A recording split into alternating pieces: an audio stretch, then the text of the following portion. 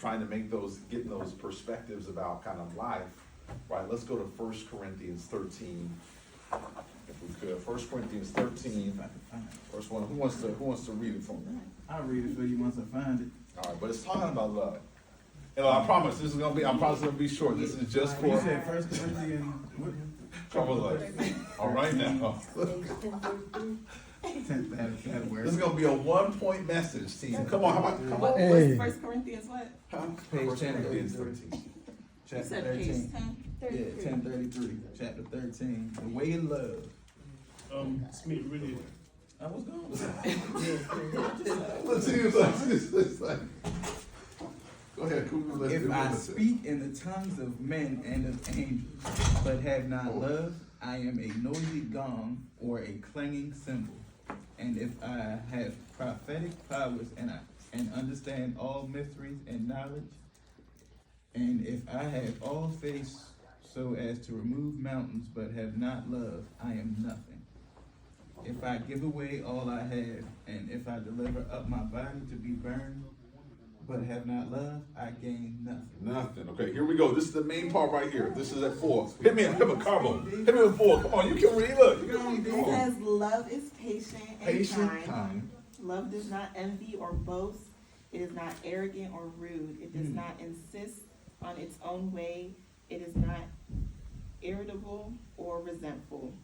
It does not rejoice at wrongdoing, but rejoices with the truth. Love bears all things, believes all things, hopes all things, endures all things. Thank you so much. Look, team, look, that is our message. That's today. a good one, Look, Chapman. That's a good one. Look, so the main message here is this. We embrace that the world has so many ideas of what love is, right? We think love of basketball, right? Right? Or kind of, or Philly love, right? Kind of brotherly love, right? Or things we see in the movies, right? And I want you to know that God's idea, definition of love is so much deeper than what we have. But God has called us to have that approach, not only for ourselves and for Him, but for one another. And I think it's important. We're in a crisis now when we look at our relationships because we have such a thin threshold for what love is. The moment somebody says something wrong across, come on, Terry, we get our keys up and we're ready to go about it, right? We're ready. And then we cut them all off, right? We cut them off, take them out of take them off of our Facebook, take them off of, we just X people out. But God wants us to have a love that endures. So we got to be able to be longer. We got to be able to endure more in our relationships and have what I call grace. And to have grace, we got to have a tolerance, right? Come on, a tolerance, because that's what love really is. And the problem is it's hurting our relationships. I'm dealing with a lot of younger people that are already divorced, right? That are already going through just broken relationships and stuff like that. And so I think the thing is, it's not I know things happen, but I want us to understand that God wants us to join into our relationships with a path for the long term. And to do that, we got to embrace it's not always going to be easy as we kind of maneuver through life. Because you heard that love is patient, love is kind, doesn't envy or boast, right? It